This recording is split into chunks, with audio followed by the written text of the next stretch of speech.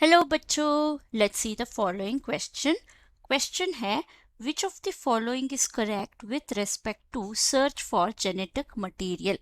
हमारे पास ऑप्शंस है 1 transforming principle S3 and S2 strains of Diplococcus, option 2 bacteriophage DNA labeled with P32, 3 transducing phage transduction, 4 more than one option is correct। सो इस question का पीछे का की concept है हमारा डीएनए का डिस्कवरी के बारे में।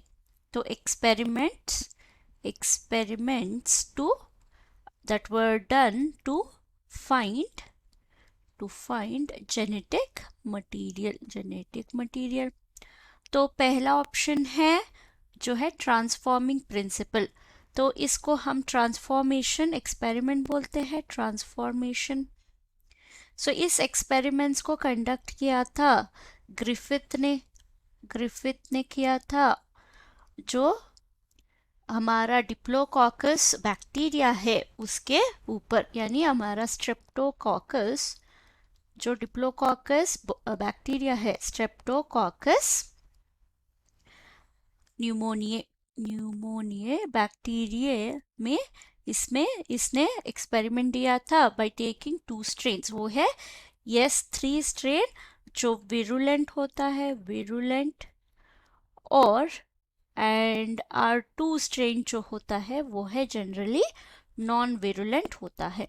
सो इन दोनों को माउस में इंजेक्ट करके इसने ट्रांसफॉर्मिंग प्रिंसिपल पुट फोर्थ किया। इसमें क्या प्रपोज किया कि सम मटेरियल जो है वो ट्रांसफॉर्म कर रहा है bacteria. Some material is transferred from virulent bacteria, virulent form to non-virulent form। तो इनको क्या पास ऑन हो रहा है उसका पता नहीं था, सिर्फ एक सब्सटेंस होता है, इसका कंक्लूजन इसने दिया था। तो ये है हमारा करेक्ट स्टेटमेंट। सेकंड स्टेटमेंट था bacteriophage DNA labelled with P32। अगर हम इसके एक्सपेरिमेंट के बारे में बात करें तो हमारा जो बैक्टीरियोफेज यानी वायरसेस होते हैं उसमें जेनेटिक मटेरियल होता है। बैक्टीरियोफेज में हमने कौन सा डीएनए को लिया? डीएनए को 2 सेक्शंस में हमने एक्सपेरिमेंट दिया। 1 में प्रोटीन का जो मेन कंपोनेंट होता है सल्फर। सो इसको रेडियो एक्टिव सल्फर इंजेक्ट किया। और दूसरा 2 सेट ऑफ एक्सपेरिमेंट में हमने न्यूक्लिक एसिड के जो मेन कंपोनेंट होता है वो है phosphorus, radio active phosphorus P32 को लिया। तो और हमने देखा बैक्टीरियोफेज को मल्टीप्लाई होते हुए, और फाइनली कंक्लूड किया हमारा न्यूक्लिक एसिड जो है वो एक बैक्टीरिया से दूसरी बैक्टीरिया तक जाएगा थ्रू बैक्टीरियोफेज। इसको हम नेक्स्ट एक्सपेरिमेंट में भी देख सकते हैं, वो है ट्रांसडक्शन। इसमें क्या होता है, तो अगर हमारे पास एक बैक्टीरिया है, इसमें जेनेटिक मटेरियल होता है, तो एक वायरस को हम इन्फेक्ट करने भेज देंगे। ये वायरल डीएनए उसके बैक्टीरिया के डीएनए के साथ मिल जाएगा।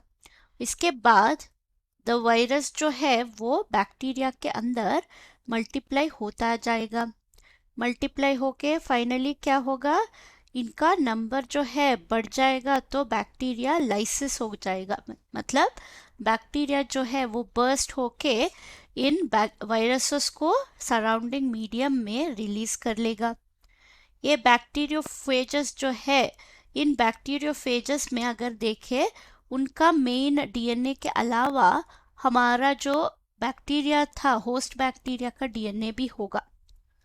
तो जब ये न्यू बैक्टीरियोफेजेस जब न्यू सेल को एंटर करेंगे, न्यू सेल को इन्फेक्ट करेंगे, तब क्या होगा, ये जो डीएनए है इनके साथ वो भी चला जाएगा। मतलब हमारा जो बैक्टीरिया का डीएनए है अभी सेकेंड बैक्टीरिया में आ गया। ये है ट्रांसडक्शन। तो इसको वेक्टर्स यानी हमारा वायरसेस की हेल्प चाहिए होता है। तो हमारा सेकेंड स्टेटमेंट भी ट्रू था, थर्ड स्टेटमेंट भी ट्रू है। तो हमारा आंसर क्या होगा? आंसर है option 4, more than one option is correct. Hope you have understood the concept. Thank you and all the best.